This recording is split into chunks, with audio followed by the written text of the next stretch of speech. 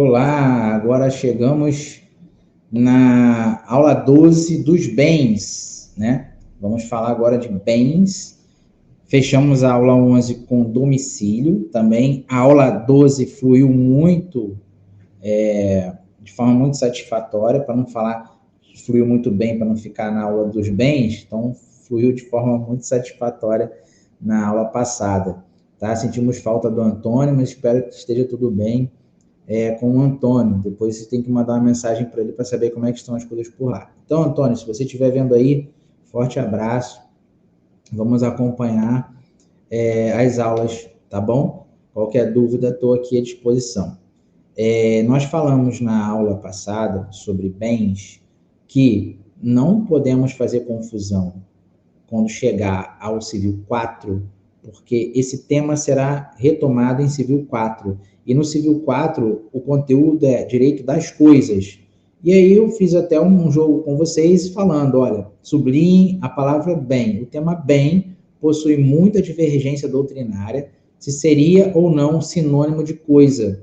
E sendo assim, podemos definir bem de forma genérica, como um objeto, que pertencem a uma pessoa natural ou jurídica, e que este bem pode ser objeto da relação jurídica.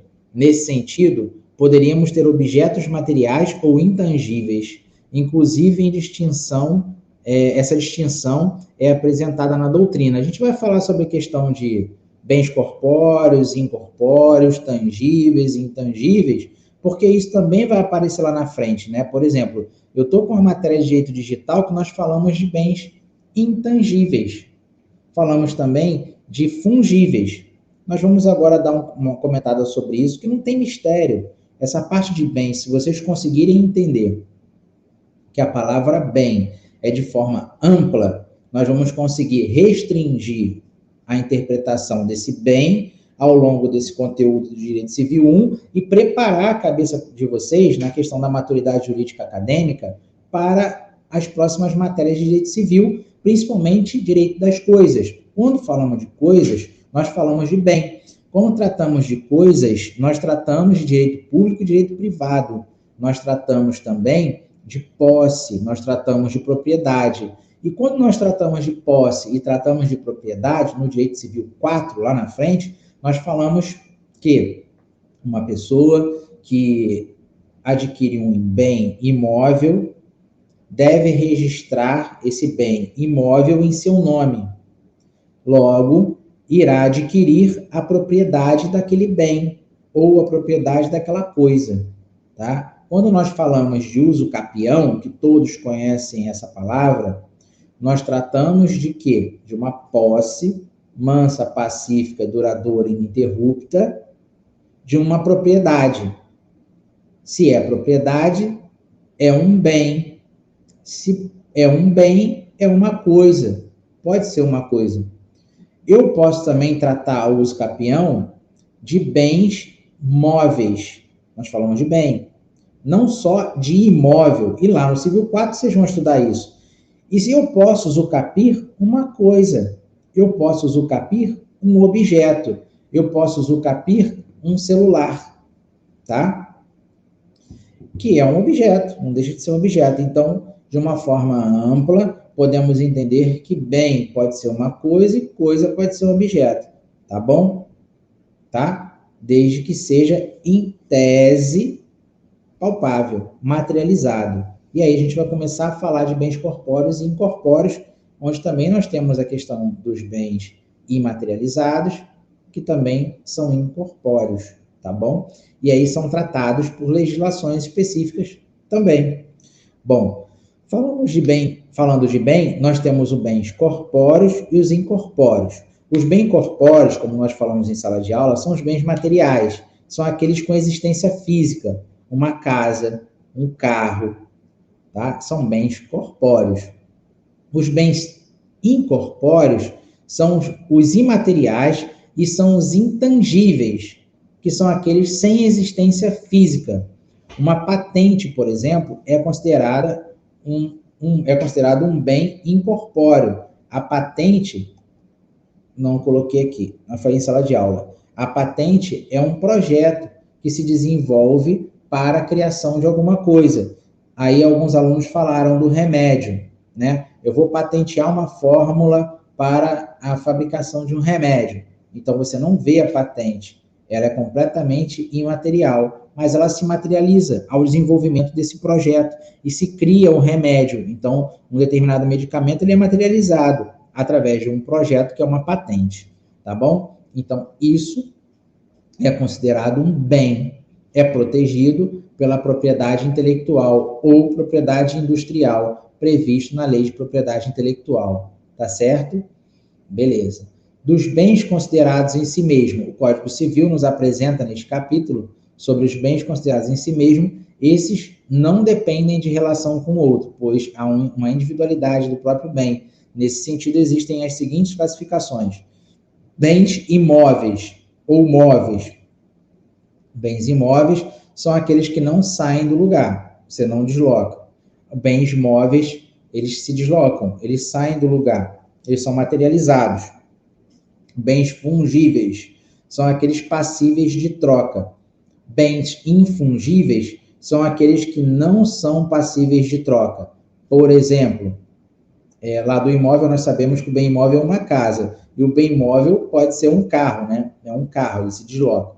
O fungível, ele é passível de troca.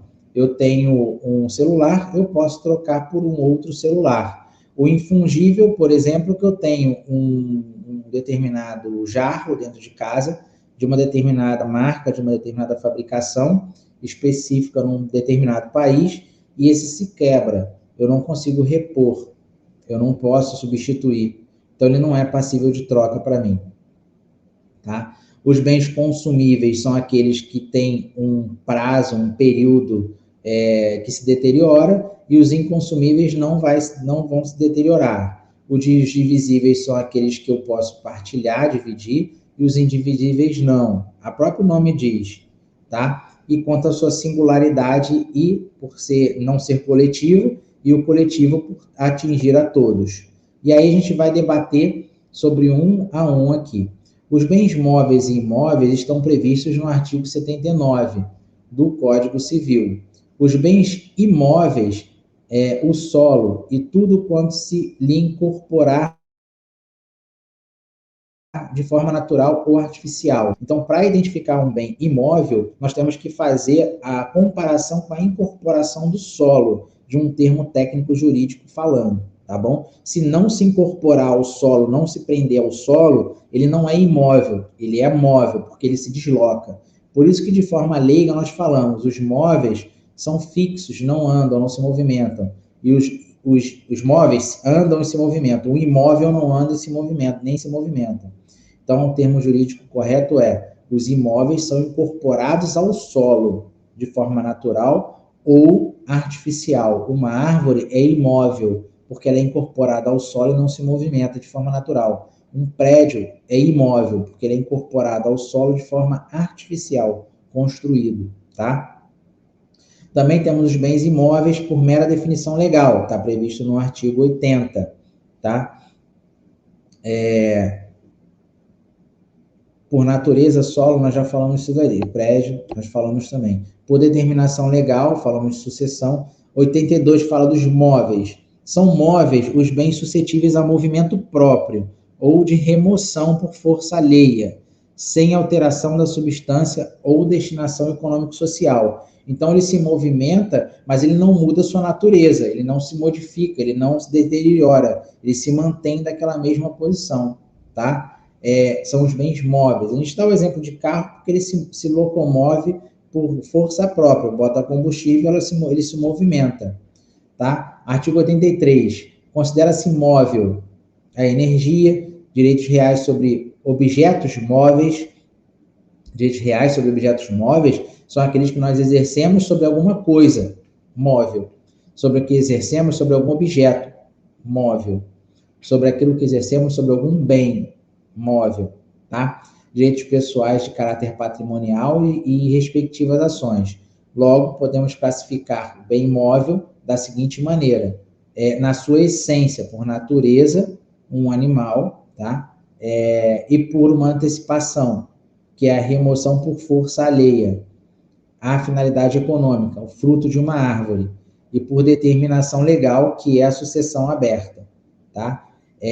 Bens móveis e imóveis, nós sabemos que a construção ela é um bem imóvel, e os materiais que são compostos dentro daquela construção são os móveis, no caso um armário, alguma mesa, são considerados móveis. Não tem mistério nenhum, não. Fungível é a característica que o bem pode ser substituído, tá?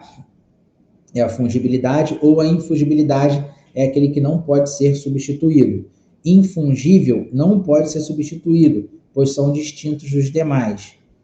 Carros, imóveis, na prova de vocês, eu não vou especificar, eu vou só pedir exemplo, né? Eu vou só, até posso pedir, mas eu não vou computar esse ponto.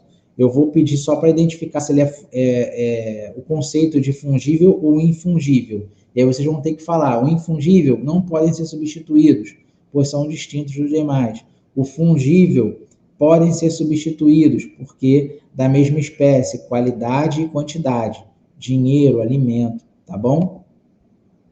Bens consumíveis. Temos que os bens consumíveis são aqueles que se exaurem no primeiro uso, né? São consumíveis os bens móveis, cujo uso importa a destruição imediata, como nós comentamos anteriormente. O consumível, uso na destruição, ou no caso de venda. Alimento, por exemplo, é consumível, ele se deteriora e termina.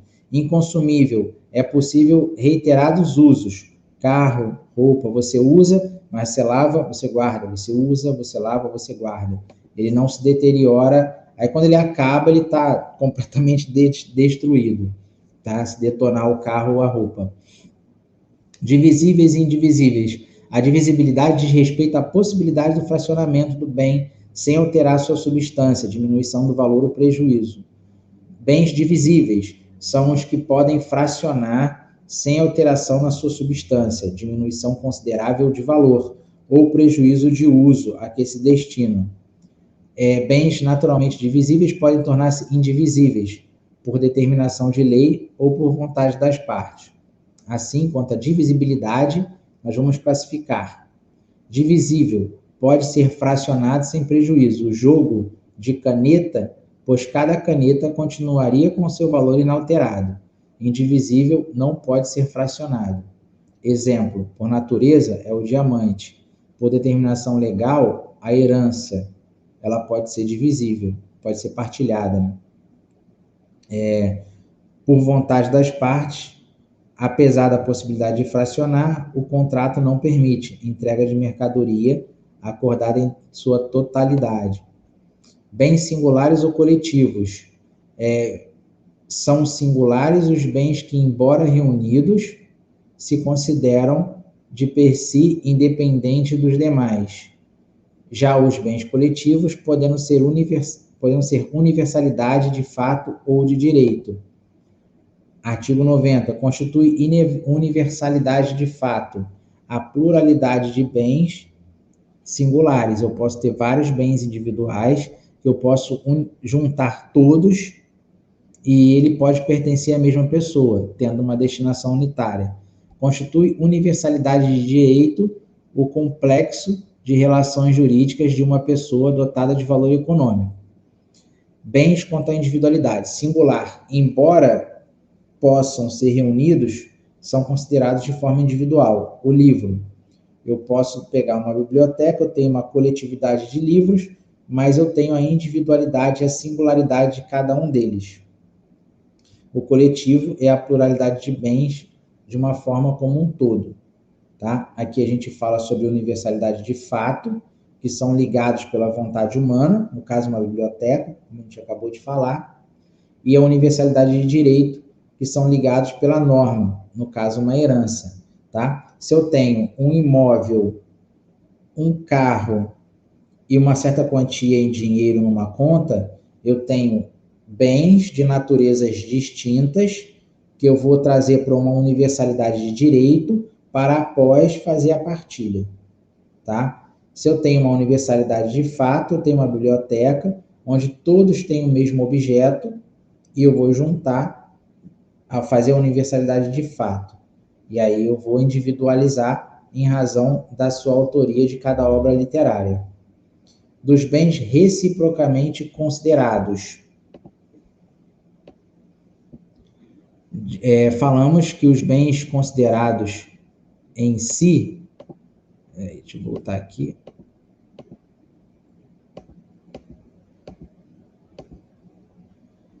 Em si mesmos, independiam da relação de outros bens, não podendo dizer o mesmo dos bens reciprocamente considerados, pois esses são considerados uns em relação aos outros. O principal é o bem que existe sobre si, abstrata ou concretamente, acessório, cuja sua existência supõe ao principal. Não vai ter acessório se não tiver o principal. Sempre que houver um principal, ele pode estar independente de um acessório, mas o acessório sempre dependerá de um principal. E aí eu coloco para vocês um esquema, tá? Os frutos derivam periodicamente de um bem principal, produto, a obtenção reduz o valor do bem principal, benfeitoria, acréscimo num bem pré-existente, pertenças destinadas a um modo duradouro ao uso, partes integrantes ligadas ao tal modo ao principal, que sua remoção tornaria ele incompleto. Então, a relação entre uma coisa e outra coisa, desde que existe uma relação de dependência do principal, você tem um acessório. Subclassificação de bens acessórios são as benfeitorias. E essas benfeitorias, elas são tratadas no Direito Civil 1, e ao longo do estudo do Direito Civil, vocês vão estudar novamente essas benfeitorias. Mas é importante vocês saberem que tudo que está composto dentro de um bem principal pode sofrer alteração. E aí nós falamos de benfeitorias. Falando de um bem imóvel, imaginem uma casa, tá? Dentro dessa casa, nós temos instalações hidráulicas e instalações elétricas, tá? No caso de um uso desse imóvel e uma pessoa entre para morar e haja um vazamento numa tubulação hidráulica, será necessário fazer uma obra. Então, seria uma benfeitoria necessária. Tem por finalidade de conservar o bem ou evitar que esse se deteriore. Essa pessoa que entrou no imóvel já pegou o imóvel deteriorado. Então, tem que se haver uma benfeitoria necessária ali. Tá? Benfeitorias úteis aumentam e facilitam o uso do bem.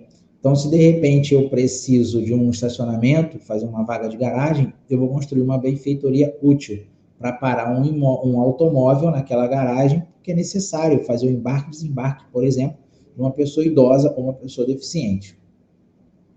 Benfeitoria voluptuária é aquela de mero embelezamento. Eu quero construir um terraço para pegar sol, um chuveiro para pegar sol, uma piscina para eu tomar banho de piscina. Então, isso é considerado uma benfeitoria voluptuária, tá? Os bens também podem ser considerados como bens públicos, conforme previsto no artigo 98. São bens de domínio nacional pertencente a pessoas jurídicas de direito público interno, sendo todos os demais bens particulares. Os bens públicos possuem algumas características. No caso, nós falamos da sua inalienabilidade, que não podem ser vendidos, impenhorabilidade, que não podem ser penhoráveis, imprescritibilidade, que não podem ser sujeitos a uso capião. Então, inalienabilidade, impenhorabilidade e imprescritibilidade são características dos bens públicos, que é diferente do bem particular. O bem particular, ele pode ser alienado, pode ser penhorado e pode sofrer prescrição e pode ser alvo de ação de uso capião. É completamente ao contrário da interpretação e classificação do bem público, é o bem privado, tá? Talvez a questão mais abordada sobre o tema é a classificação de bens públicos quanto à sua destinação, né? Uso comum, uso especial e os dominicais. Esse artigo 99 do Código Civil, ele traz nos incisos justamente o uso comum, no inciso 1, né? Que é o exemplo, as ruas, as praças são de uso comum, de uso especial, que é destinado à necessidade pública, são terrenos destinados a serviços da administração pública, edifícios para, por exemplo, o prédio do governo, para poder para administrar aquela determinada localidade. O inciso 99 são patrimônios que não são afetados, são considerados dominicais, são patrimônios disponíveis, são prédios desativados. Já havia sido utilizado, depois ele ficou inativo, e isso é considerado como bens dominicais, tá certo? Então, pessoal, caminhando aí já para o final, essas questões de bens, nós vamos dar mais uma clareada na próxima aula, onde nós vamos concluir a ementa e depois entrar na revisão para a N2. Não tem mistério, essa questão de bens. Não seria interessante aprofundar em conceitos específicos para essa N2, devido à quantidade de conteúdo, mas sim focar naquelas questões estratégicas de domicílios, quando eu falei especificamente de servidor público ou funcionário privado, a classificação não só de bens públicos, mas como também de bens privados, e aí as especificações deles, tá? Considerem também essa observação que está prevista aqui no final, a mera cobrança de entrada em um parque público, por exemplo, não caracteriza o bem como um uso comum, e aí está previsto no artigo 103. Tá? Espero que vocês tenham assimilado, principalmente também aquelas questões de bens corpóreos, incorpóreos, divisíveis e indivisíveis que nós vamos encontrar ao longo do nosso estudo de direito civil. Tá bom? Então, agradeço aí a todos vocês. Encerramos aqui, eu botei fundação, mas não é, já passou da fundação. A presença de todos vocês aí, na dedicação de todos vocês no tempo de assistir essa aula de bens, sobre bens. E avançaremos aí o próximo conteúdo para que vocês fiquem mais informados sobre a matéria de Direito Civil 1, e na próxima aula entraremos na novidade e finalizaremos a ementa de Civil 1. Se der, a gente pratica exercícios sobre bens e também praticaremos exercícios sobre domicílio, tá certo? Um abraço. Quem precisar de material, por favor, solicite no grupo da comunidade, do nosso grupo da turma, ou pelo nosso suporte aqui. Valeu? Um abraço e até a próxima.